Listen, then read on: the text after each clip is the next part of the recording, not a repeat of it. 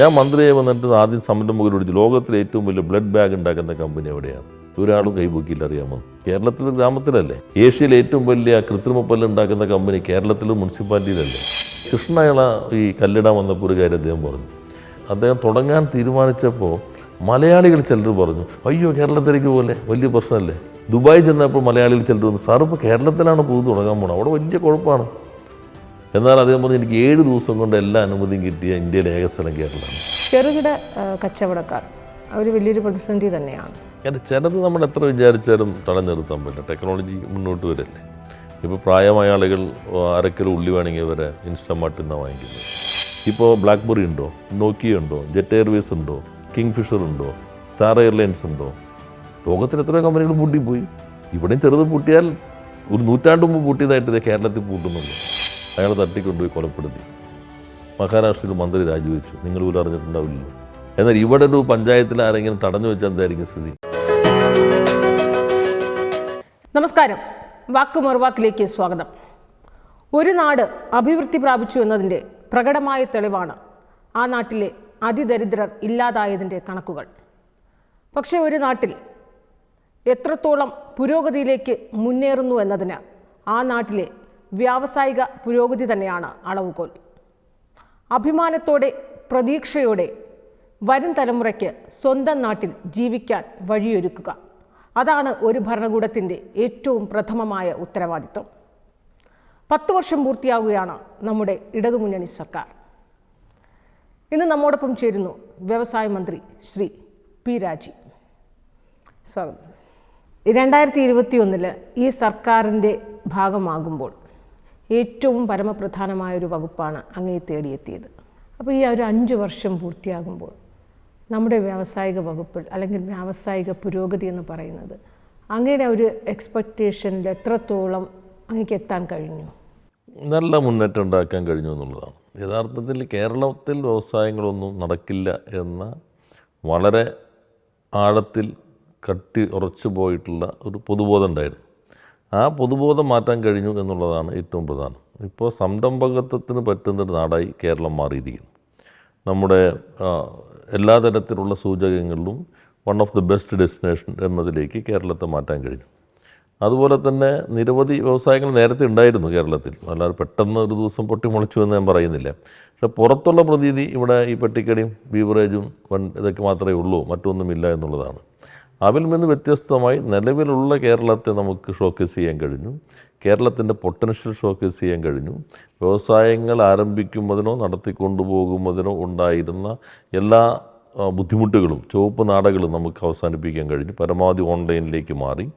അതിൻ്റെ ഭാഗമായി പുതിയ സംരംഭങ്ങൾ, ലോകോത്തര സംരംഭങ്ങൾ കേരളത്തിലേക്ക് വന്നു. ഏറ്റവും പ്രധാനപ്പെട്ടത്, നേരത്തെ കേരളത്തിൽ നിന്നുള്ള മൈഗ്രേഷനാണ് ചർച്ച ചെയ്തിരുമെങ്കിൽ ഇപ്പോൾ റിവേഴ്സ് മൈഗ്രേഷൻ ചർച്ച ചെയ്യുന്നു. കേരളത്തിലേക്ക് ലോകത്തിൻ്റെ പല ഭാഗങ്ങളിലെ പ്രൊഫഷണലുകൾ ഇങ്ങോട്ട് അവരുടെ കമ്പനികളിലെ അവരുടെ സ്ഥലം മാറുന്നു. അപ്പോൾ നല്ല മാറ്റം നാട്ടിലുണ്ടായിരിക്കുന്നു. ഒരു വ്യവസായത്തിന് പറ്റുന്ന ഏറ്റവും മികച്ച ഇടമായി കേരളത്തെ മാറ്റി തീർക്കാൻ കഴിഞ്ഞു എന്ന അങ്ങേയറ്റം ചാരിതാർത്ഥ്യവും അഭിമാനവും ഈ സന്ദർഭത്തിലുണ്ട്. അല്ല, അങ്ങയോട് ഈ 5 വർഷത്തെ വ്യാവസായിക മുന്നേറ്റത്തെക്കുറിച്ച് അങ്ങോട്ട് ചോദിക്കുമ്പോൾ അതിനകത്തൊരു ഹൈലൈറ്റ് എന്ന് പറയുന്നത് ഈ നിക്ഷേപകരുടെ തൊഴിലവസരത്തിൻ്റെയൊക്കെ എണ്ണം തന്നെയാണോ അങ്ങ് ചൂണ്ടിക്കാട്ടുന്നത്? ഇൻക്ലൂസീവ്നെസ് നമ്മുടെ വ്യവസായത്തിൻ്റെ പ്രത്യേകത. കേരളത്തിന് അനുയോജ്യമായ വ്യവസായങ്ങൾ ഐഡൻറ്റിഫൈ ചെയ്തൊരു വ്യവസായ നയം വന്നു. വൻകിട വ്യവസായങ്ങൾ മാത്രമല്ല, നമ്മൾ ആദ്യം കേന്ദ്രീകരിച്ചത് ഈ ഒരു നയം കൊണ്ടുവരികയും സിംപ്ലിഫൈ പ്രോസസ്സെല്ലാം ലളിതവൽക്കരിക്കുകയും ചെയ്തതിന് ശേഷമുള്ള സംരംഭക വർഷം വഴി ഏകദേശം 3.5 ലക്ഷത്തോളം പുതിയ സംരംഭങ്ങൾ കേരളത്തിൽ ആരംഭിക്കാൻ കഴിഞ്ഞു. അതിനകത്ത് എല്ലാ വിഭാഗമുണ്ട്. 30% വനിതകളാണ് സംരംഭകത്വത്തിലേക്ക് വന്നിട്ടുള്ളത്. അതുപോലെ SC, ST, OBC, മൈനോറിറ്റി, ഇങ്ങനെ സമൂഹത്തിൻ്റെ ഒരു പരിച്ഛേദത്തെ സംരംഭകത്വത്തിലേക്ക് കൊണ്ടുവരാൻ കഴിയും. അതുവഴി ഏകദേശം 7.5 ലക്ഷത്തിലധികം തൊഴിലവസരം ആ മേഖലയ്ക്ക് സൃഷ്ടിക്കാൻ കഴിഞ്ഞു. എന്നാൽ അതുമാത്രം പോരാ, കേരളത്തിലേക്ക് വലിയ വ്യവസായങ്ങളും വരണം. അതിന് പറ്റുന്ന രൂപത്തിൽ കേരളത്തെ മൊത്തത്തിൽ മാറ്റിയെടുക്കാൻ കഴിഞ്ഞു. ഏതെങ്കിലും ഒരു പ്രദേശത്ത് മാത്രമല്ല, കേരളത്തിലാകെ ലോകോത്തര കമ്പനികൾ ഇങ്ങോട്ട് വരുന്നു. അത് പുതിയ മേഖലകൾ. നമുക്ക് വലിയ മാനുഫാക്ചറിങ് ഒന്നും കേരളത്തിൽ സാധ്യമാവില്ല. എന്നാൽ അതിപ്പോൾ hi-tech manufacturing, IT, tourism, electronics കമ്പനികൾ, ലോജിസ്റ്റിക് പാർക്കുകൾ, ഇങ്ങനെ വിവിധ മേഖലകളിൽ ലോകത്തിലെ പ്രധാനപ്പെട്ട കമ്പനികളെല്ലാം പ്രവർത്തിക്കുന്ന ഒരിടമായി കേരളത്തെ മാറ്റി തീർക്കാൻ കഴിഞ്ഞു. ഇപ്പോൾ സംരംഭകർ നേരെ അന്വേഷിക്കുന്ന ആദ്യത്തെ സ്ഥലങ്ങളിലൊന്ന് കേരളമാണ്. നമുക്ക് വേഗതയിൽ കാര്യങ്ങൾ ചെയ്യാൻ കഴിയുന്നു. ഇപ്പോൾ ഇന്നത്തെ നമ്മളിരിക്കുന്ന ദിവസത്തെ നാഷണൽ കോറിഡോർ ഡെവലപ്മെൻറ്റ് കേന്ദ്ര യൂണിയൻ ഗവൺമെൻറ്റിൻ്റെ നാഷണൽ കോറിഡോർ ഡെവലപ്മെൻറ്റ് അതോറിറ്റിയുടെ വെബ്സൈറ്റ് നോക്കുകയാണെങ്കിൽ അതിനകത്ത് സന്തോഷകരമായ വാർത്തയുണ്ട്. പ്രധാനമന്ത്രി പ്രഖ്യാപിച്ച 12 കോറിഡോറുകളിൽ സ്മാർട്ട് സിറ്റി, ഇൻഡസ്ട്രിയൽ സ്മാർട്ട് സിറ്റികളിൽ ആദ്യം എല്ലാം പൂർത്തീകരിച്ച് ടെൻഡർ അവാർഡ് ചെയ്ത് നിർമ്മാണത്തിലേക്ക് എടുക്കുന്നത് പാലക്കാടാണെന്ന് വെബ്സൈറ്റിൽ പ്രത്യേകമായി നമ്മുടെ കേരളത്തെ പ്രകീർത്തിച്ച് പറഞ്ഞിരിക്കുകയാണ്. നേരത്തെ ലാൻഡ് അക്വിസിഷനെല്ലാം ഏറ്റവും വൈകി നടക്കുന്ന സംസ്ഥാനമെന്ന ഒരു ചീത്തപ്പേര് നമുക്കുണ്ടായിരുന്നുവെങ്കിൽ അപ്പോൾ അതെല്ലാം വേഗത്തിൽ പൂർത്തീകരിച്ചു, നടപടിക്രമങ്ങൾ പൂർത്തീകരിച്ചു. ഇന്ത്യയിലെ എല്ലാ സംസ്ഥാനങ്ങളിലേക്കും 12 കോറിഡോറുകൾ പ്രധാനമന്ത്രി പ്രഖ്യാപിച്ചുവെങ്കിൽ അതിവേഗത്തിൽ നമുക്ക് കാര്യങ്ങൾ ചെയ്യാൻ കഴിയും. ഇതാണ് കേരളം. കേരളത്തിലിപ്പോൾ വേഗതയിൽ നമുക്ക് സംരംഭങ്ങൾ ആരംഭിക്കാം. നമ്മുടെ ചെറുപ്പക്കാർക്ക് ഇവിടെ തന്നെ തൊഴിലവസരം ഉണ്ടാകുന്നു. അതാണ് ഏറ്റവും പ്രധാനപ്പെട്ട ഹൈലൈറ്റ് എന്നുള്ളത്. അങ്ങ് 3.5 ലക്ഷം സംരംഭകർ എന്ന് പറയുമ്പോൾ അത് ഈ 5 വർഷത്തെ കണക്ക് തന്നെയാണോ പറയുന്നത്, ഈ 3.5 ലക്ഷം സംരംഭകർ എന്ന് ഉദ്ദേശിക്കുന്നത്? അത് ഈ 5 വർഷത്തെ യൂണിയൻ ഗവൺമെൻറ്റിൻ്റെ കണക്കെടുക്കുകയാണെങ്കിൽ ഞങ്ങൾ വരും ഉദ്യം രജിസ്ട്രേഷനാണല്ലോ MSMEകളുടെ, ഏകദേശം 85,000 സംരംഭങ്ങളാണ് ഉദ്യം രജിസ്ട്രേഷൻ ഉണ്ടായിരുന്നത്. ഇപ്പോൾ ഉദ്യം രജിസ്ട്രേഷൻ ഇന്ന് നിങ്ങൾ നോക്കുകയാണെങ്കിൽ ഏകദേശം ഒരു 16 ലക്ഷം സംരംഭങ്ങൾ കാണാൻ കഴിയും. അപ്പോൾ യൂണിയൻ ഗവൺമെൻറ്റിൻ്റെ വെബ്സൈറ്റിനെ മാത്രം ആശ്രയിച്ചിട്ടാണെങ്കിൽ എനിക്ക് പറയാം ഒരു 15.5 ലക്ഷം പുതിയ സംരംഭങ്ങൾ കേരളത്തിൽ ഈ 3 വർഷം കൊണ്ട് രജിസ്റ്റർ ചെയ്തിട്ടുണ്ട്. അപ്പോൾ അതിൽ ഇൻഫോർമൽ MSME ഉണ്ടാവും, ട്രേഡ് ഉണ്ടാവും, പുതുതായി രജിസ്റ്റർ ചെയ്യപ്പെട്ട നേരത്തെ രജിസ്റ്റർ ചെയ്യാതിരുന്ന ആളുകൾ ഈ ക്യാമ്പയിൻ്റെ ഒക്കെ ഭാഗമായിട്ടുണ്ടാവും. പക്ഷേ ആ 15.5 ലക്ഷമല്ല നമ്മൾ പുതുതായി കാണുന്നത്. നമ്മൾ പുതുതായി ആരംഭിച്ച് പ്രവർത്തിക്കുന്നത് 3.5 ലക്ഷം പുതിയ സംരംഭങ്ങളാണ്. അത് നമ്മുടെ വലിയൊരു സംവിധാനം പഞ്ചായത്ത് തലം മുതൽ തുടർച്ചയായ പ്രവർത്തനങ്ങളുടെ വളരെ മൈക്രോ പ്ലാനിങ്ങിലൂടെ നടത്തിയ പ്രവർത്തനങ്ങളുടെ വിജയമായിട്ടാണ്. അതുകൊണ്ടാണ് one of the best practice in MSME sector എന്ന് പ്രധാനമന്ത്രി തന്നെ ചീഫ് സെക്രട്ടറിമാരുടെ മീറ്റിങ്ങിൽ അവതരിപ്പിച്ച പദ്ധതി ഈ പദ്ധതിയാണ്. അമേരിക്കൻ സൊസൈറ്റി ഓഫ് പബ്ലിക് അഡ്മിനിസ്ട്രേഷൻ്റെ ചരിത്രത്തിലാദ്യമായിട്ടാണ് ഒരു ഗവൺമെൻറ് പ്രൊജക്റ്റിന് novel innovation in public administration എന്ന് തിരഞ്ഞെടുക്കുമ്പോൾ അത് നമ്മുടെ ഈ ഇയർ ഓഫ് എൻ്റർപ്രൈസസ് ആണ്. അതാണ് കേരളത്തിലെ ഈ ചെറിയ സംരംഭങ്ങൾ, നാനോ ആകാം, മൈക്രോ ആകാം, ആ സംരംഭങ്ങൾ നന്നായി വളർത്തുന്നുള്ള ഒരു ഇക്കോസിസ്റ്റം നമുക്ക് ശക്തിപ്പെടുത്താൻ കഴിഞ്ഞു. ഓക്കെ, ഈ 3.5 ലക്ഷം സംരംഭം ഉണ്ടായിട്ടുണ്ടെങ്കിൽ അതിൻ്റെ ഒരു റിസൾട്ട് വന്നു തുടങ്ങിയിട്ടുണ്ടാകുമോ? അതായത് നമ്മുടെ സമ്പദ്ഘടന ഏതെങ്കിലും രീതിയിൽ അത് അഭിവൃദ്ധിയിലേക്ക് കൊണ്ടുപോകുന്നതിൻ്റെ അതിലേക്ക് എത്തിക്കഴിഞ്ഞിട്ടുണ്ടോ? അത് ഘട്ടം ഘട്ടമാണ്. നമ്മൾ സ്വിച്ച് ഇടുമ്പോഴുള്ളത് ഓൺ ചെയ്യല്ല. ഇത് ഞാൻ പറഞ്ഞല്ലോ, നമ്മുടെ യൂണിയൻ ഗവൺമെൻറ്റിൻ്റെ കണക്കനുസരിച്ച് 15 ലക്ഷം പുതിയതായി രജിസ്റ്റർ ചെയ്യപ്പെട്ടിട്ടുണ്ട്. ഇതിൻ്റെയൊക്കെ ഭാഗമായിട്ട് നമ്മുടെ ആഭ്യന്തര വരുമാനം നോക്കൂ. കേന്ദ്രം ഇത്രമാത്രം ഞെരുക്കിയിട്ടും നമുക്ക് ആഭ്യന്തര വരുമാനത്തിൻ്റെ വളർച്ചയാണ് കേരളത്തിൻ്റെ ഇപ്പോഴത്തെ ഈ പ്രതിസന്ധി മറികടക്കാൻ കഴിഞ്ഞ ഏറ്റവും പ്രധാനപ്പെട്ട കാര്യം. ഈ ആഭ്യന്തര വരുമാനം വരുമ്പോൾ സമ്പത്തിൻ്റെ ഉൽപ്പാദനത്തിൽ നിന്നാണ്. അത് ഒറ്റയടിക്ക് നേരെ പൂർണ്ണമായി വരുന്നില്ലെങ്കിൽ പോലും ഇപ്പം നല്ല മാറ്റം വന്നിരിക്കുന്നു. ഇനി പതുക്കെ നമ്മുടെ മിഷൻ 1000 ഉണ്ട്. 1000 സംരംഭങ്ങൾ ശരാശരി 100 കോടി ടേൺ ഓവറുള്ള സംരംഭങ്ങളാക്കി മാറ്റുക. ഇപ്പോൾ 444 എണ്ണം ആ ലിസ്റ്റിലേക്ക് വന്നു കഴിഞ്ഞു. ഒരു ട്രാൻസ്പെറൻറ്റ് പ്രോസസ്സാണ്. ഓരോരുത്തർക്കറിയാം അവരതിലേക്ക് എത്തുക എന്നുള്ളത്. ഒരു മാർക്കറ്റിട്ടാണ് പോകുന്നത്. അപ്പോൾ 1000 സംരംഭങ്ങൾ 100 കോടി turn over, 1 lakh crore turn ഓവറുള്ള 1000 സംരംഭങ്ങളാണ്. അങ്ങനെ 1000 സംരംഭങ്ങൾ വരുമ്പോൾ അത് നമ്മുടെ സമ്പദ്ഘടനയുടെ ചലനാത്മകതയെ വല്ലാതെ വർദ്ധിപ്പിക്കും. നമ്മുടെ ആഭ്യന്തര വരുമാനം വർദ്ധിക്കും. നമ്മുടെ കേരളം മോഡലിൻ്റെ ഈ മെച്ചം നിലനിർത്തി പോകാൻ കഴിയണമെങ്കിൽ ഉൽപ്പാദന മേഖലയിൽ വലിയ മുന്നേറ്റം ഉണ്ടാകണം. അല്ലെങ്കിൽ നമുക്ക് ഇത് നിലനിർത്തി കൊണ്ടുപോകാൻ ബുദ്ധിമുട്ടായിരിക്കും. ആ കാഴ്ചപ്പാടോടെയാണ് നമ്മൾ മുന്നോട്ട് പോകുന്നത്. അപ്പോൾ ഇനിയിപ്പോൾ ചെറിയ സംരംഭങ്ങൾ 10 ലക്ഷം 15 ലക്ഷമൊക്കെ ഉള്ള സ്ത്രീ സംരംഭങ്ങളൊക്കെ അങ്ങനെയായിരിക്കും. ആ സംരംഭങ്ങൾ നമ്മൾ 1 കോടി ടേൺ ഓവറുള്ള 10,000 സംരംഭങ്ങൾ എന്നൊരു പുതിയ കാഴ്ചപ്പാട് ഇപ്പോൾ ഞങ്ങൾ ചർച്ച ചെയ്തുകൊണ്ടിരിക്കുകയാണ്. അപ്പോൾ ചെറുത് ഒരു 1 കോടി ടേൺ ഓവറുള്ള 10,000 കോടി വരുള്ളൂ. വലുത് മിഷൻ 1000 ഒരു 1000 സംരംഭങ്ങൾ 100 കോടി, അപ്പോൾ 1 ലക്ഷം കോടി ടേൺ ഓവർ. ബാക്കി എല്ലാത്തിനും സപ്പോർട്ട് ചെയ്യുന്നു. അപ്പോൾ ഈ സിസ്റ്റം മൈക്രോ സ്മോൾ മീഡിയം ആ സിസ്റ്റത്തെ നമുക്ക് നന്നായി ശക്തിപ്പെടുത്താൻ കഴിയും. അതാണ് രാജ്യത്തിൻ്റെ സമ്പദ്ഘടനയിൽ നട്ടല്ലതാണ് കേരളത്തിൻ്റെ അത് തന്നെയാണ്. ഇപ്പോൾ പുതിയ പദ്ധതികൾ വരുന്നു. വിഴിഞ്ഞം വരുന്നു, അല്ലെങ്കിൽ പാലക്കാട് സ്മാർട്ട് സിറ്റി വരുന്നു, അല്ലെങ്കിൽ കൊച്ചിൻ ഷിപ്പ് യാർഡിൻ്റെ പുതിയ വലിയ ഓർഡറുകൾ വരുന്നു. അപ്പോൾ അതിന് ബാക്ക്വേർഡായിട്ടുള്ള MSMEകളുടെ ഒരു ഇക്കോസിസ്റ്റം ഉണ്ടാവും. ഇപ്പോൾ വിക്രാന്ത് കേരളം നിർമ്മിക്കുമ്പോൾ 100 MSMEകൾക്ക് ഓർഡർ കിട്ടിയിട്ടുണ്ട്. അപ്പോൾ അത് കുറച്ച് പുറത്തുള്ളതാണ്, കുറച്ച് കേരളത്തിലുള്ളതാണ്.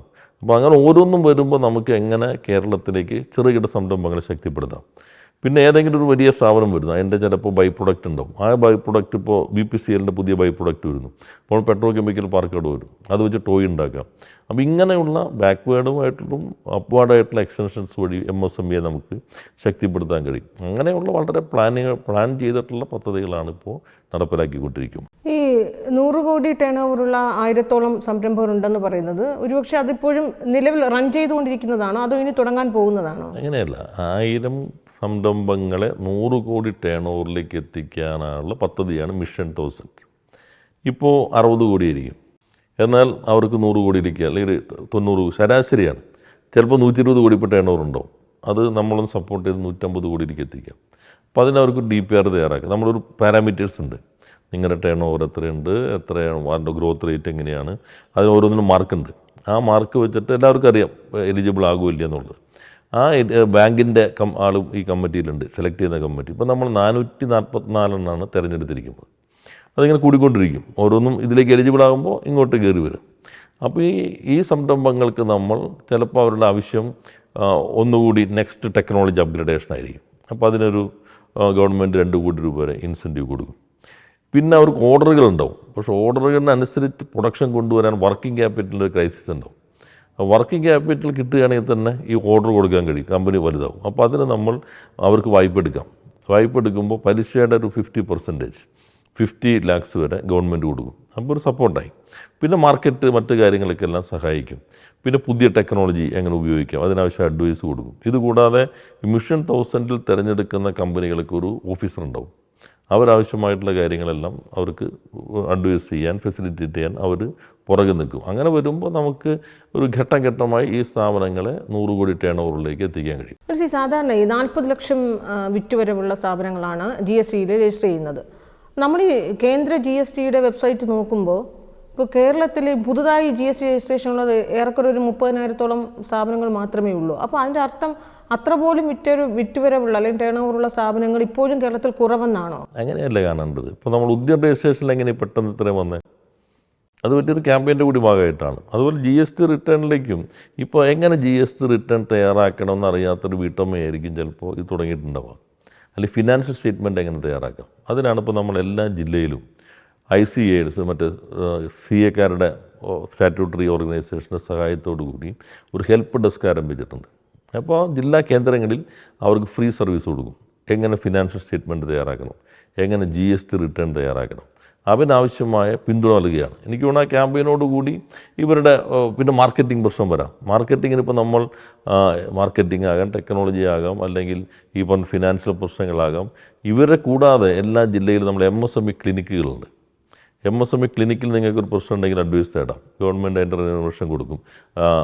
എക്സ്പെർട്സ് ആകാം, ഇൻസ്റ്റിറ്റ്യൂഷൻസ് ആകാം.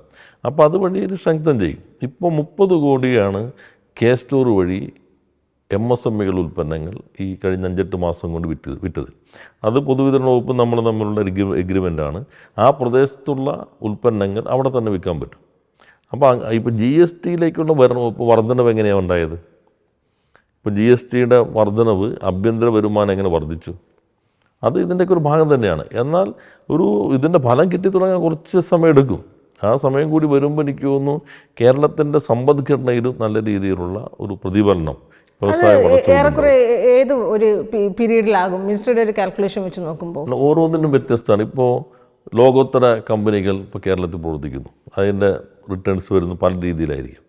ഇപ്പോൾ ഗുജറാത്തിൽ 3700 കോടിയുടെ സെമി കണ്ടക്ടർ കമ്പനി ഉണ്ടാക്കുന്ന കെയ്ൻസ് ടെക്നോളജീസ് ഇവിടെ 600 കോടിയുടെ ഫ്ലെക്സിബിൾ PCB പെരുമ്പാവൂർ നമ്മുടെ ഇലക്ട്രോണിക്സ് പാർക്കിൽ അവർ നിർമ്മാണം തുടങ്ങാൻ പോവുകയാണ്.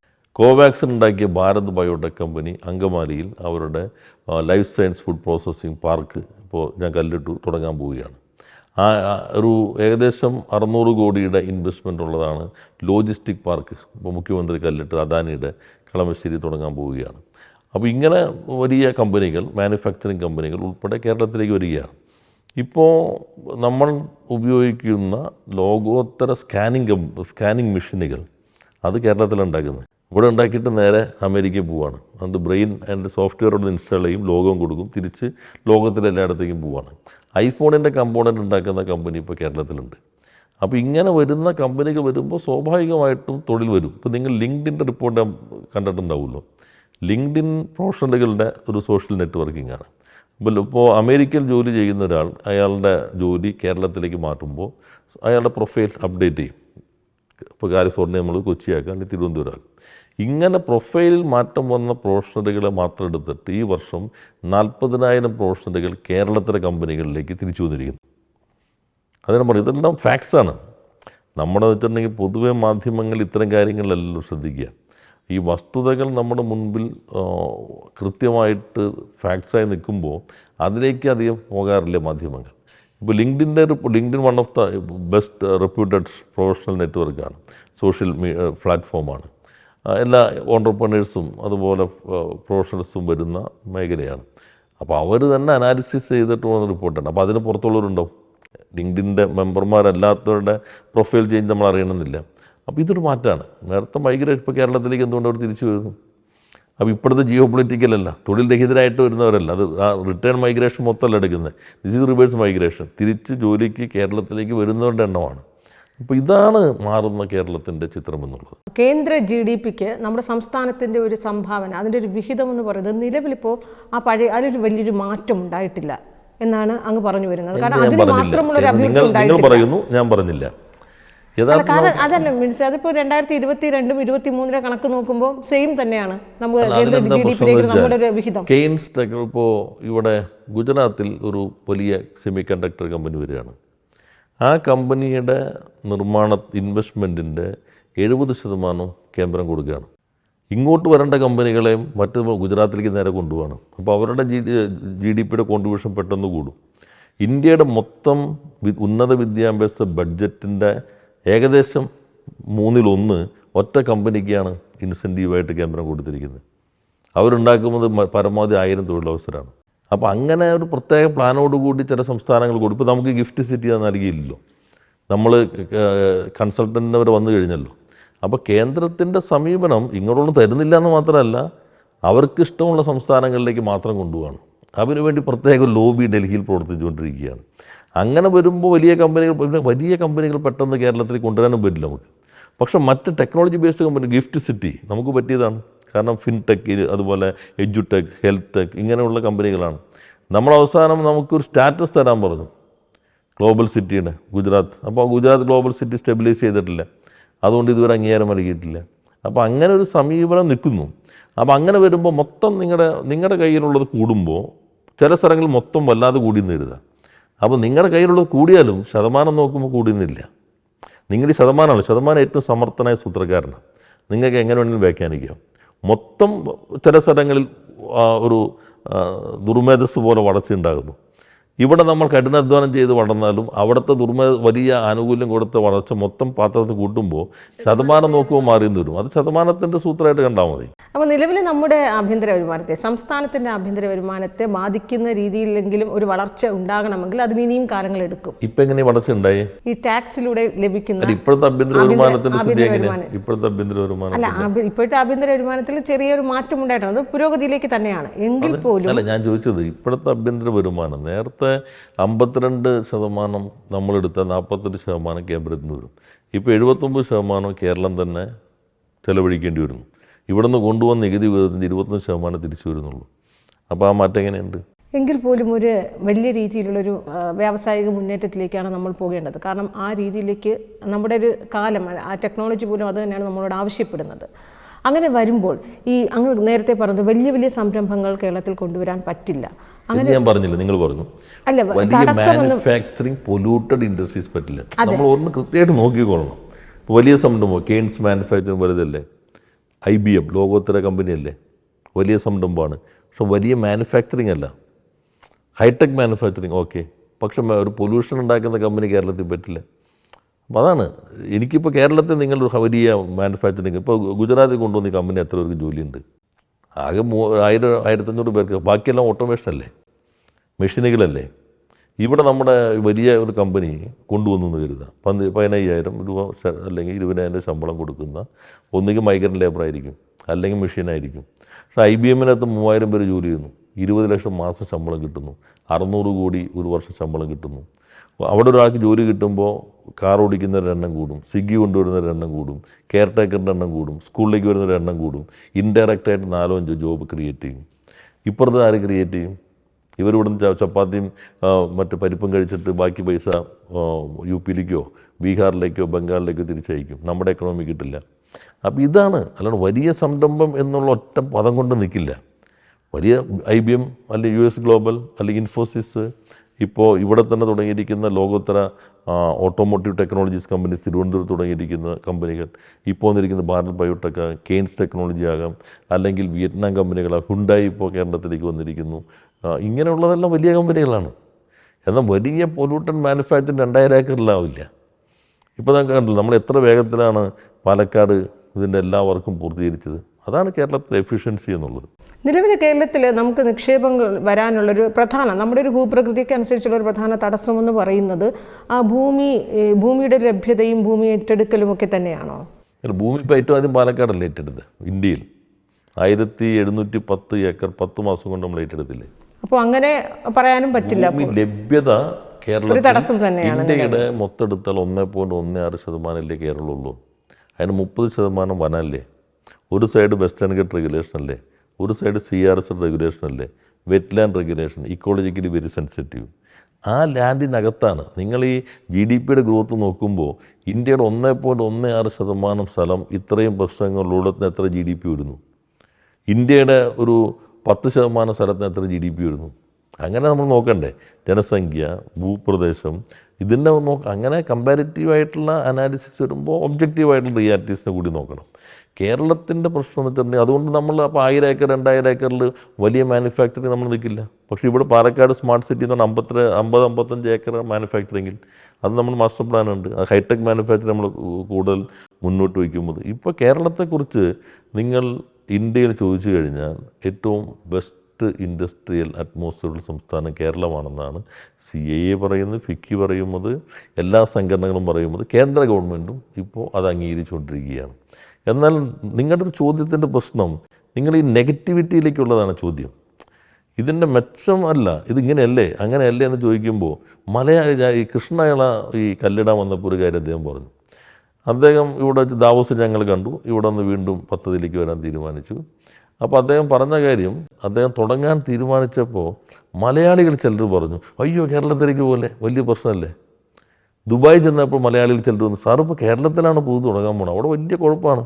എന്നാൽ അദ്ദേഹം പറഞ്ഞു, എനിക്ക് 7 ദിവസം കൊണ്ട് എല്ലാ അനുമതിയും കിട്ടിയ ഇന്ത്യയിലെ ഏക സ്ഥലം കേരളമാണ്.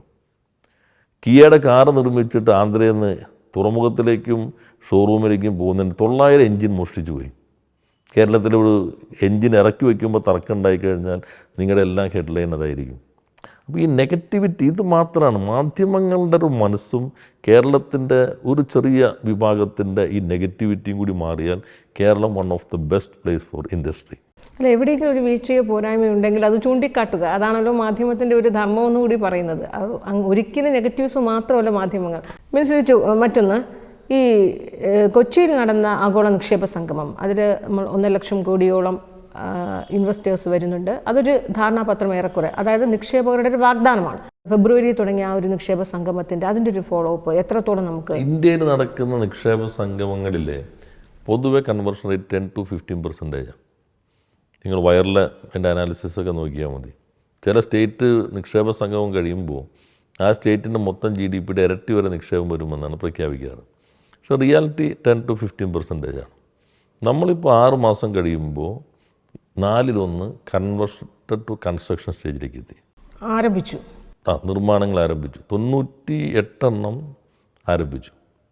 അത് കേരളത്തിലെ ഇന്ത്യയെ സംബന്ധിച്ച് തന്നെ ഏറ്റവും ധാരണാപത്രം ഒപ്പിട്ടതിൽ 4/1 നിർമ്മാണത്തിലേക്ക് കിടന്നു. ഇതുവരെയുള്ള പൊതുവേ ഉള്ളത് 10% ഒരു 15% മാക്സിമം വരുന്നത് ഏത് പൂർണ്ണമായിട്ടും. ഇപ്പോൾ നമുക്ക് 6 മാസം കൊണ്ട് തന്നെ ഇതിലേക്ക് എത്താൻ കഴിയും. ഞങ്ങൾ നോക്കുമ്പോൾ ജനുവരിയോടുകൂടി 40% എത്തിക്കുക എന്നുള്ളതാണ്. അപ്പോൾ അത് സാധ്യമാകുമെന്ന് തന്നെയാണ് കണക്കാക്കുന്നത്. എനിക്ക് തോന്നുന്നു ഇന്ത്യയിലെ ഇൻവെസ്റ്റ് സബ്മിറ്റുകളിൽ ഏറ്റവും കൂടുതൽ കൺവേർഷൻ റേറ്റുള്ള ഒന്നായിട്ട് കേരളത്തിൽ മാറും. അത് ഞങ്ങളല്ല, ഇതിനൊരു അഡ്വൈസറി കമ്മിറ്റി ഉണ്ട്, FICCI ഉണ്ട്, CAA ഉണ്ട്, Kerala small scale industries association ഉണ്ട്, ക്രെഡായി ഉണ്ട്. അവരെല്ലാം 2 മാസം കൂടുമ്പോൾ അവരുടെ മീറ്റിംഗ് ഞങ്ങൾ കൂടുന്നുണ്ട്. എല്ലാ ബുധനാഴ്ച ഞങ്ങളുടെ റിവ്യൂ ഉണ്ട്. ഇതെല്ലാം ഡാഷ്ബോർഡിലുണ്ട്, പബ്ലിക് ഡൊമൈനിൽ നിങ്ങൾക്ക് നോക്കി അറിയാം. ഈ മാസം എത്ര വന്നിട്ടുണ്ട്, എത്ര ഇൻവെസ്റ്റ്മെൻ്റ് ആയിട്ടുണ്ട്, കൺസ്ട്രക്ഷൻ സ്റ്റേജ് എത്ര. ഞങ്ങളുടെ ഡാഷ്ബോർഡിലാണെങ്കിൽ ഞങ്ങൾക്ക് ആക്സസ് ഉള്ള ഭാഗത്താണെങ്കിൽ നിർമ്മാണം ഏത് സ്റ്റേജിലെത്തി, എവിടെ എത്തിയിരിക്കുന്നു, ഇതെല്ലാം ബുധനാഴ്ച ഞങ്ങൾ അനാലിസിസ് ചെയ്തു പോകുന്നുണ്ട്. ഒരു മുഖ്യമന്ത്രിയുടെ നേതൃത്വത്തിൽ എല്ലാ മന്ത്രിമാർ യോഗം ചേർന്നു എന്തെല്ലാം ചട്ടങ്ങളൊക്കെ മാറ്റണം. അപ്പോൾ 100-ലധികം ചട്ടങ്ങൾ LSTD മാറ്റി, റവന്യൂ കുറേ മാറ്റം വരുത്തി, വനംവകുപ്പിനകത്തും ചില കാര്യങ്ങൾ മാറ്റം വരുത്തി, അവർ ആ നടപടികൾ സ്വീകരിച്ചു. അപ്പോൾ അതിവേഗത്തിൽ എല്ലാ വകുപ്പുകളും ചേർന്നുള്ള പ്രവർത്തനമാണ് ഇതിലേക്ക് സാധ്യമായത്. എനിക്ക് തോന്നുന്നു ഇന്ത്യയുടെ ഏറ്റവും ബെസ്റ്റ്, അതിപ്പോൾ കൃഷ്ണപിള്ള തന്നെ പറയുന്നുണ്ട് അദ്ദേഹത്തിൻ്റെ പ്രസംഗത്തിൽ. അദ്ദേഹം ഇന്ത്യയിലും ലോകത്തിലൊക്കെ നിക്ഷേപ സംഗമങ്ങളിൽ പങ്കെടുക്കുന്നതാണ്, പത്മഭൂഷണാണ്. അപ്പോൾ അദ്ദേഹം പറയുന്നുണ്ട്, അദ്ദേഹം പങ്കെടുത്തതിൽ ഏറ്റവും നല്ല ഇൻവെസ്റ്റ് സമ്മിറ്റുകളൊന്ന് ഇതാണ്. എനിക്ക് ഇത് തുടങ്ങാതെ പോകുന്ന എത്രയും തുടർച്ചയായിട്ടൊരു സഹായം, ഹാൻഡ് ഹോൾഡ് കിട്ടുന്ന മറ്റിടങ്ങളില്ല എന്ന് അവർ സാക്ഷ്യപ്പെടുത്തുന്നുണ്ട്. പക്ഷെ നമ്മൾ ജീവിതത്തിൽ ഒരിക്കലും തൊടാത്ത ആളായിരിക്കും ഇതിങ്ങനെ പറഞ്ഞു തുടങ്ങിയില്ലെന്ന്. ഇതെല്ലാം പബ്ലിക് ഡൊമൈനിലുണ്ട്. ഓരോ സ്ഥാപനം ഏതാണ്, എവിടെ തുടങ്ങി, കൃത്യമായിട്ട് ഇതെല്ലാം ലഭ്യമാണ്. ജനുവരിയോടുകൂടി 40% നമുക്ക് കൺവേർഷനിലേക്ക് എത്തിക്കാൻ കഴിയുമെന്ന് തോന്നുന്നു. ഈ അടുത്ത കാലത്ത് നമ്മൾ നേരിടുന്ന വലിയൊരു വെല്ലുവിളി എന്ന് പറയുന്നത് നമ്മുടെ യുവാക്കൾ മൈഗ്രേറ്റ് ചെയ്തു പോകാനായി ആഗ്രഹിക്കുന്നു. അവർ അതിന് പറയുന്ന ഒരു വിശദീകരണം അല്ലെങ്കിൽ ന്യായീകരണം എന്ന് പറഞ്ഞാൽ ഇവിടെ അവസരങ്ങൾ കുറവാണ് എന്നുള്ളതാണ്. തിരിച്ചിപ്പോൾ അവിടെ ഒരു തടസ്സം വരുമ്പോൾ ഒരുപക്ഷെ സ്വാഭാവികമായും അവരും തിരിച്ചു മടങ്ങി വരാം. പക്ഷെ അത് അവിടെ സാധ്യതകൾ മങ്ങുന്നത് കൊണ്ട് മടങ്ങി വരുന്നതാണ്. ഇവിടെ അവസരം കൂടുതലായി സൃഷ്ടിക്കപ്പെട്ടത് കൊണ്ട് മടങ്ങി വരുന്നു എന്ന് നമുക്ക് വ്യാഖ്യാനിക്കാൻ പറ്റും. പ്രൊഫൈൽ നോക്കിയാൽ ഞാൻ പറഞ്ഞ ലിങ്ക്ഡിൻ പ്രൊഫൈൽ റിപ്പോർട്ട് നോക്കിയാൽ മതി. ഇപ്പോൾ അമേരിക്കയിൽ ജോലിയുള്ള ആൾ IBM കൊച്ചിക്ക് വരണമെങ്കിൽ അവിടെ നിന്നൊക്കെ മോശമായിട്ടൊരു സാധ്യത ഇല്ലാതല്ലോ വരുന്നത്. കേരളത്തിൽ അവസരങ്ങൾ കൂടുന്നു. ഈ പ്രൊഫഷണൽസിൻ്റെ കാര്യം മാറ്റി നിർത്തിയാൽ സാധാരണ തൊഴിൽ തേടി പോകുന്ന ചെറുപ്പക്കാർ കൂടുകയില്ല. ഇപ്പോൾ കേരളത്തിൽ കൂടുതലായിട്ട് പോകുന്നവരെല്ലാം തന്നെ എഡ്യൂക്കേറ്റഡാണ്. കേരളത്തിൻ്റെ പ്രവാസ ചരിത്രം ആദ്യം മുംബൈയിൽ പോയി, ടൈപ്പിസ്റ്റായിരുന്നു. പിന്നെ സിലോണിൽ പോയി, ടൈപ്പിസ്റ്റായിരുന്നു. പിന്നെ ഗൾഫിൽ പോയി, അൺസ്കിൽഡായിരുന്നു. ഇപ്പോൾ എങ്ങോട്ടാണ് മൈഗ്രേഷൻ? Europe, America, Canada. അവിടെ പോകുന്നത് വൈറ്റ് കോളർ ജോലിക്കാണ്. നേഴ്സസ് ഉണ്ടാവും. ബാക്കിയുള്ളവരെല്ലാം എഡ്യൂക്കേറ്റഡ് യൂത്താണ് കേരളത്തിൽ നിന്ന് പോകുന്നത്. നമ്മുടെ അവിടേക്ക് ജോലിക്ക് വരുന്ന ആരൊക്കെയാണ്?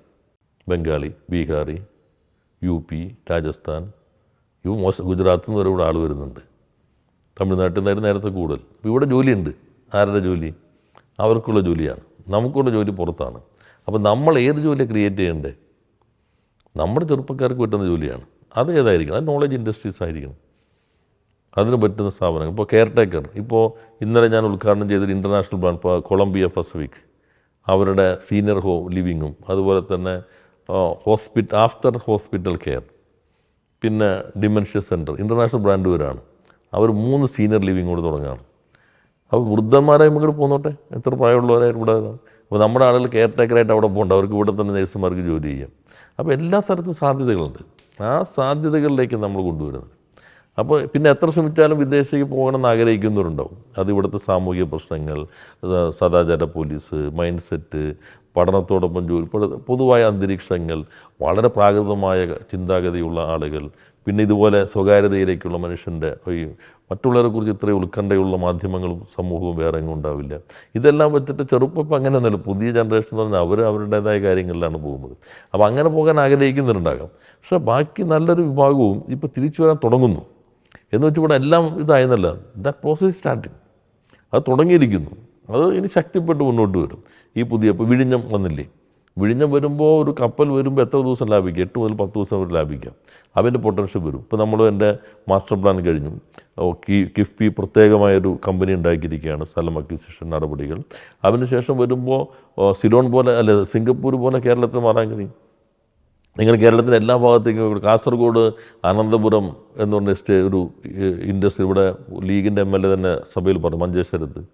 അവിടെ നേരത്തെ കാട് പിടിച്ചെടുക്കുകയായിരുന്നു. ഇപ്പോൾ ഒറ്റ സ്ഥലം കിട്ടാനില്ല. കൂത്തുപറമ്പ് വലിയ വെളിച്ചം എന്ന് പറയുന്ന എസ്റ്റേറ്റ് ഇപ്പോൾ ഫുള്ളായി. നേരത്തെ കുറുക്കനെന്ന് പറഞ്ഞിട്ട് ആയത്തിന് ഇൻവെസ്റ്റർ തിരിച്ചു വന്നത്. ഇതാ മാറ്റം. ഇപ്പോൾ പാലക്കാട് വരുന്ന മാറ്റം. തൊടുപുഴയിൽ നമ്മൾ സ്പൈസസ് പ്രോസസ്സിംഗ് പാർക്ക് തുടങ്ങി. ഇടുക്കിയിൽ വ്യവസായത്തിന് ആൾ വരുമെന്ന് വെച്ചാൽ ഉദ്ഘാടനത്തിന് മുഖ്യമന്ത്രി വരുമ്പോഴേക്കും അലോട്ട്മെൻ്റ് എല്ലാം കഴിഞ്ഞു. പാലക്കാട് ഇപ്പോൾ വിയറ്റ്നാം കമ്പനിയുടെ പുതിയ ഹോം അപ്ലയൻസസിൻ്റെ പ്ലാന്റ് വരികയാണ്. എല്ലായിടത്തേക്കും നോക്കിക്കോളൂ നിങ്ങൾ, തിരുവനന്തപുരത്തും കൊച്ചിയിലും എല്ലായിടത്തേക്കും വരികയാണ്. അപ്പോൾ നമ്മുടെ ആളുകൾ ഇവിടെ തന്നെ ജോലി ചെയ്യും. അവിടെ കിട്ടുന്നതിനേക്കാൾ കുറച്ച് കുറഞ്ഞാൽ പോലും അവിടുത്തെ കോസ്റ്റ് ഓഫ് ലിവിങ്ങും ഇവിടുത്തെ കോസ്റ്റ് ഓഫ് ലിവിങ് വ്യത്യസ്തമായിരിക്കും. അതുകൊണ്ട് സേവിങ്സ് കൂടുതലായിരിക്കും. അവർക്ക് ഇങ്ങോട്ട് വരാനുള്ള അവസരങ്ങൾ കൂടും. ഇപ്പോൾ പുതിയ ഇത് വെച്ച് മാനുഫാക്ചറിങ്ങിൽ ഓട്ടോമേഷൻ ആയിരിക്കും. അതുകൊണ്ട് ആ മേഖലയിൽ നിന്ന് അധികം തൊഴിലുണ്ടാകാൻ പോകുന്നില്ല. നമ്മുടെ ആളുകൾക്ക് എവിടെയാണ് highly skilled human resources, readily available talent pool. ഇനി അല്ലാത്തതാണോ, നിങ്ങൾ വ്യവസായം തുടങ്ങണോ, ഇന്ന സ്കില്ല് വേണം, ഗവൺമെൻറ് സ്കില്ല് ഡെവലപ്പ് ചെയ്യും. അതാണ് വിജ്ഞാന കേരളം നമ്മുടെ മിഷൻ. ഞങ്ങൾക്ക് ഇന്ന സ്കില്ലുള്ള 100 പേരെ വേണം, ആ സ്കില്ല് ഞങ്ങൾ അപ്പ് സ്കില്ല് ചെയ്ത് കൊടുക്കും. അവർക്ക് ആ കമ്പനി എടുത്തോളുന്ന കണ്ടീഷൻ മാത്രമേ ഉള്ളൂ, മറ്റ് സൗജന്യമായിട്ട് സ്കില്ല് ചെയ്ത് കൊടുക്കും.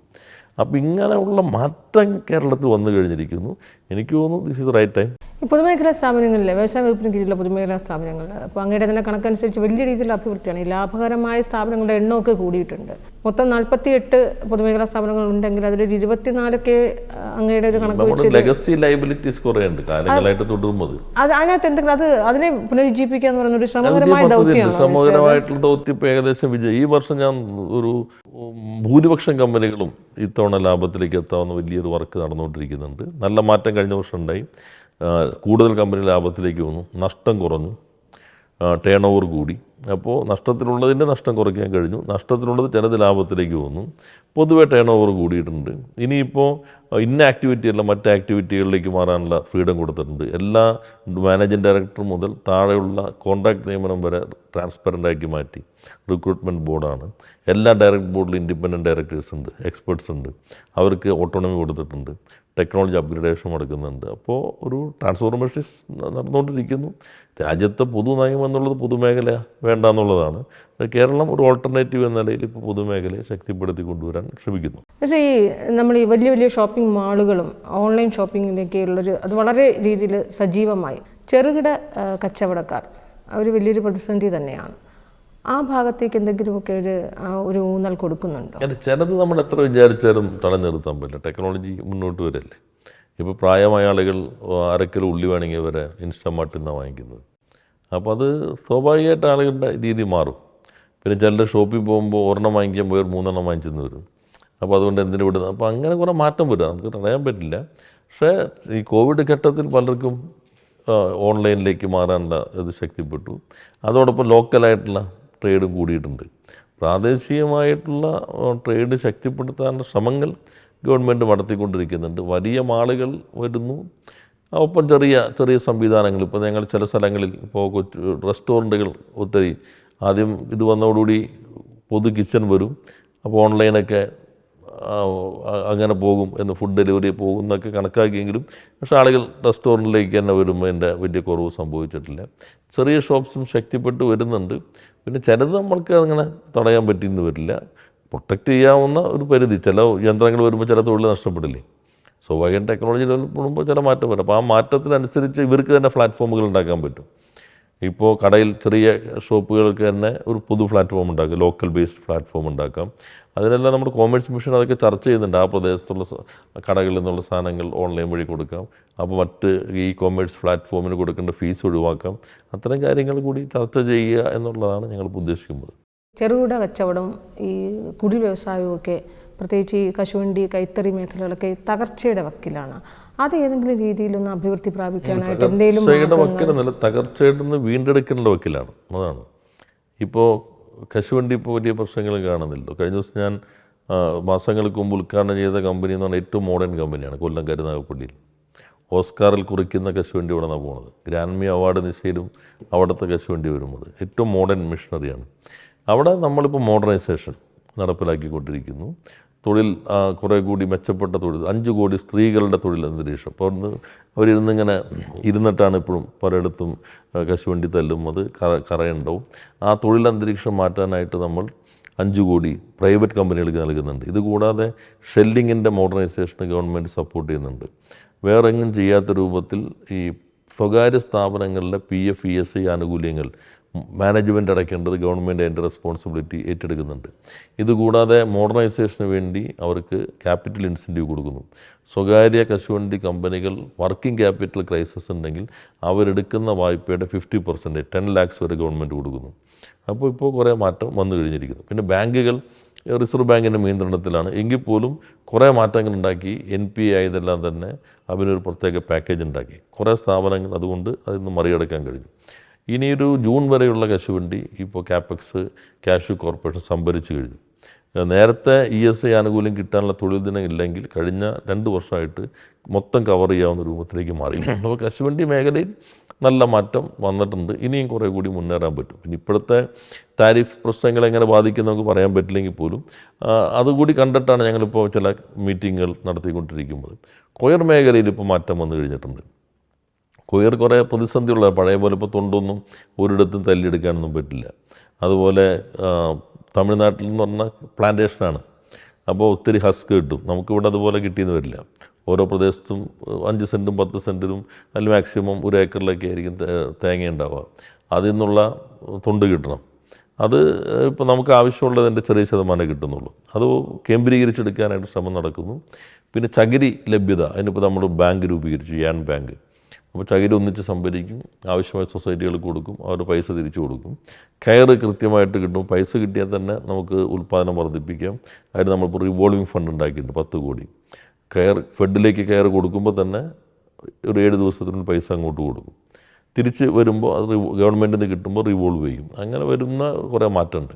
പിന്നെ നമ്മൾ നാഷണൽ ഫാഷൻ ഇൻസ്റ്റിറ്റ്യൂട്ടുമായി ചേർന്ന് പുതിയ ഡിസൈനുകൾ ട്രെയിനിങ് കൊടുത്തു. 450 തൊഴിലാളികൾക്ക് 600 രൂപ പ്രതിദിന സ്റ്റൈപ്പൻഡ് കൊടുത്ത് മാസങ്ങൾ നീണ്ടുനിൽക്കുന്ന ട്രെയിനിങ് കൊടുത്തു. അവർ പുതിയ മോഡലുകൾ ഉണ്ടാക്കാൻ തുടങ്ങി. അവരെ വെച്ച് നമ്മൾ പുതിയൊരു സൊസൈറ്റി ഉണ്ടാക്കി. അവരിപ്പോൾ വാൾമാർട്ടിലേക്ക് ഉൾപ്പെടെ ഉൽപ്പന്നങ്ങൾ കൊണ്ടുവരികയാണ്. ഇവരെ മാസ്റ്റർ ട്രെയിനർമാരാക്കി മാറ്റി മറ്റ് തൊഴിലാളികൾക്കും ട്രെയിനിങ് കൊടുക്കുന്നു. ഇനി പുതിയ ക്ലസ്റ്റർ സംവിധാനം, ഒരു 100 മെഷീൻ ഒന്നിച്ചിടുന്നു. നേരത്തെ വീടുകളിലായിരുന്നു 1-2 മെഷീനായിരുന്നു, അല്ലെങ്കിൽ സൊസൈറ്റിയിൽ 5-10 മെഷീനായിരുന്നു. അപ്പോൾ 100 മെഷീൻ ഇടുമ്പോൾ ഒരു തൊഴിലാളിക്ക് 2-3 മെഷീൻ കൈകാര്യം ചെയ്യാൻ പറ്റും. പ്രൊഡക്ടിവിറ്റി കൂടും, അതിനനുസരിച്ച് വരുമാനം കൂടും. അപ്പോൾ അങ്ങനെ വലിയ മാറ്റം ഇപ്പോൾ കെയർ മേഖലയിലും വന്നുകൊണ്ടിരിക്കുകയാണ്. 2-3 വർഷം കൊണ്ട് ഒരു ട്രാൻസിഷൻ പൂർണ്ണമായിട്ട് നടക്കുന്നതാണ് ഞാൻ പ്രതീക്ഷിക്കുന്നത്. ഇവിടെ ഒരിക്കലും വ്യവസായങ്ങൾ സമരം കാരണം ഒരു വ്യവസായവും തഴച്ചു വളരില്ല എന്നൊരു ഇമേജ്, ആ ഇമേജ് ഒന്ന് മാറ്റിയെടുക്കാനായി ഇടത് സർക്കാർ അല്ലെങ്കിൽ CPM മന്ത്രിയായ അങ്ങക്ക് ഒത്തിരി അതൊരു വെല്ലുവിളിയായിരുന്നു. അതിപ്പോൾ മാറിയല്ലോ. ആദ്യം ഇതായിരുന്നു, ഇപ്പോൾ ആരും അങ്ങനെ. കാരണം union government labour ministry data എടുത്താൽ കഴിഞ്ഞ 10 വർഷത്തെ ഇതിൽ ഏറ്റവും കൂടുതൽ പണിമുടക്കം 48% ഇവിടെ തമിഴ്നാട്ടിലാണ്, 26% മഹാരാഷ്ട്രയിലാണ്, 17% ഗുജറാത്തിലാണ്. ആദ്യത്തിലൊന്നും കേരളമില്ല. കേരളത്തിൽ കഴിഞ്ഞൊരു 20-25 വർഷത്തിനുള്ളിൽ ഏത് ഗവൺമെൻറ് ഭരിച്ചോട്ടെ തൊഴിലാളി സമരം മൂലം പൂട്ടി ഏത് സ്ഥാപനമുള്ളത്? ഒരു വ്യവസായം നിങ്ങൾക്ക് പറയാൻ പറ്റില്ല. പക്ഷേ ഈ കിറ്റെക്സിൻ്റെയൊക്കെ നമുക്കൊരു അപവാദമായി കിറ്റെക്സിൻ്റെയൊക്കെ ഈ ആരോപണങ്ങളൊക്കെ. അല്ല, അവർക്കിപ്പോൾ എന്താ പ്രശ്നം? അവരിപ്പോൾ എവിടെ പ്രവർത്തിക്കുന്നത്? അത് അവരെവിടെ പ്രവർത്തിക്കുന്നത് അത് പറയാം. കിറ്റെക്സ് ഇപ്പോഴും ഇവിടെ ഉണ്ട്. പക്ഷേ ഇവിടെ മാത്രമേ ഉള്ളൂ, പ്രൊഡക്ഷൻ ഇവിടെ മാത്രമല്ലേ ഉള്ളൂ. എന്ത് പ്രശ്നം ഉണ്ടായിരിക്കണം ഇവിടെ? അപ്പോൾ അദ്ദേഹത്തിൻ്റെ ഈ സാബു തോമസ് ഇടയ്ക്കിടയ്ക്ക് ഇന്നും അങ്ങേക്കെതിരെ ആരോപണം, അത് വെറും ഒരു ആരോപണമായി അതിനെ അങ്ങനെ അവഗണിച്ച് തള്ളുകയാണ്. അതൊന്നും ബാധിക്കുന്ന വിഷയമല്ല. അതിലൊന്നും ഊർജ്ജം കളയേണ്ട കാര്യമില്ല. അവർക്ക് പോയോടത്ത് തുടങ്ങാൻ പറ്റാത്ത വിഷമമൊക്കെ ഉണ്ടാവും. ഇപ്പോൾ ഇവിടെ നന്നായിപ്പോൾ ഞാനിപ്പോൾ അതിലേക്കല്ല, നമ്മളിപ്പോൾ കണ്ടെന്താ പൊതുവെ മാധ്യമങ്ങളിങ്ങനെ വിവാദങ്ങൾ കിട്ടാനായിരിക്കും അവർക്കും താല്പര്യം. ഇപ്പോൾ ഞാൻ പറഞ്ഞില്ല, മഹാരാഷ്ട്രയിൽ ഒരു വലിയ വിൻഡ് കമ്പനിയുടെ വലിയ ഇൻ്റർനാഷണൽ MNC ആണ്. അവിടെ ഇന്ന ആളെ തന്നെ എടുക്കണം എന്ന് അവിടുത്തെ ഭരിക്കുന്ന പാർട്ടിയുടെ നേതാക്കന്മാർ ആവശ്യപ്പെട്ടു. അതെടുക്കാൻ പറ്റില്ല, ഒരു ഇൻ്റർനാഷണൽ കമ്പനിയാണ്, വളരെ സോഫിസ്റ്റിക്കേറ്റഡ് ആയ ടെക്നോളജിയാണ്. അപ്പോൾ അവർ പറഞ്ഞു ഞങ്ങൾക്ക് പ്രതിമാസം ഇത്ര കോടി രൂപ തരണമെന്ന് പറഞ്ഞു. തർക്കമായി, ബഹളമായി.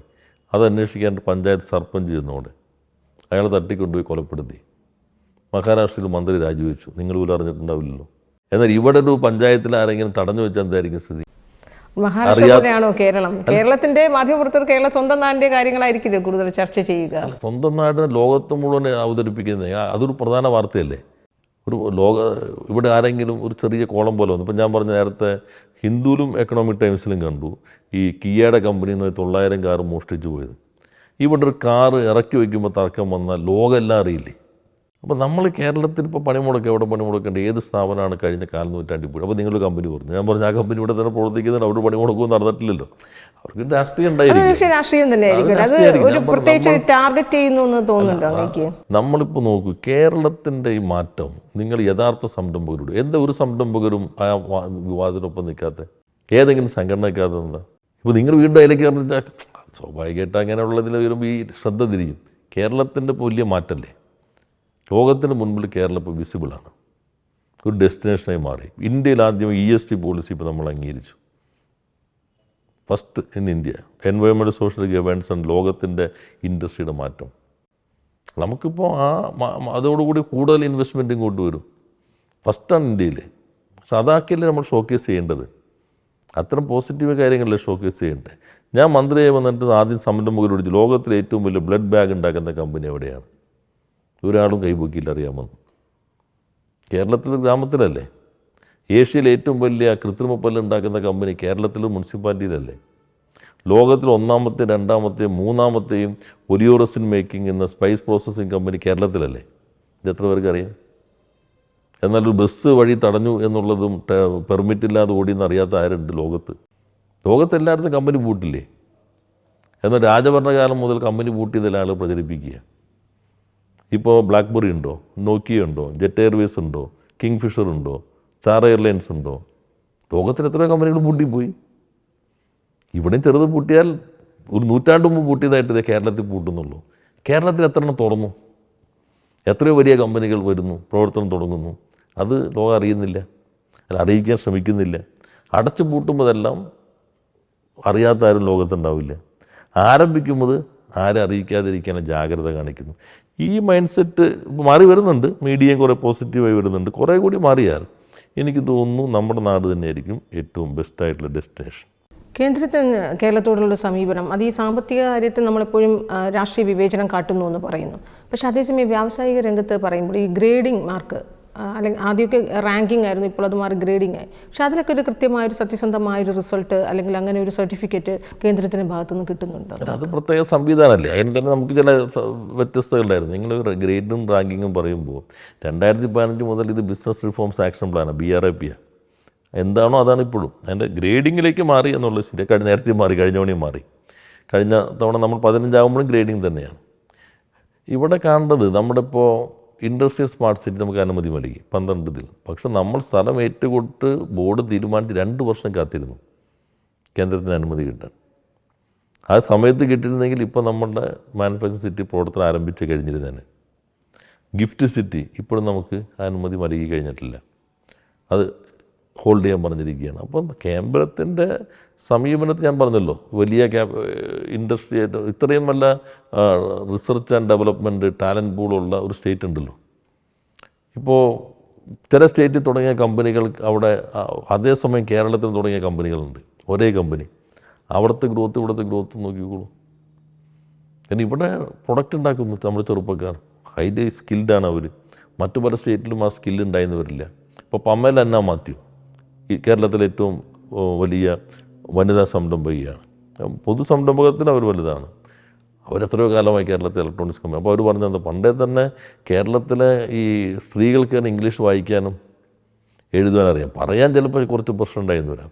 അപ്പോൾ ഈ ഡ്രോയിങ്ങൊക്കെ ഫ്ലോ ചാർട്ടൊക്കെ നോക്കുമ്പോൾ ഇംഗ്ലീഷായിരിക്കും. അതിനനുസരിച്ച് എടുത്തു വയ്ക്കാൻ കഴിയുന്നത് കേരളത്തിലെ ആളുകൾക്കാണ്, മറ്റു പലയിടത്തും അറിഞ്ഞെന്ന് വരില്ല. ഇങ്ങനെയുള്ള പൊട്ടൻഷ്യലാണ് കേരളത്തിനുള്ളത്. അപ്പോൾ അതിന് പറ്റുന്ന രൂപത്തിലുള്ള പിന്തുണ കുറേ കൂടി കേരളത്തിന് ലഭിക്കേണ്ടതുണ്ട്. ഇത്രയും സമയം വാക്കും മറുവാക്കുമായി സഹകരിച്ചതിന് നന്ദി.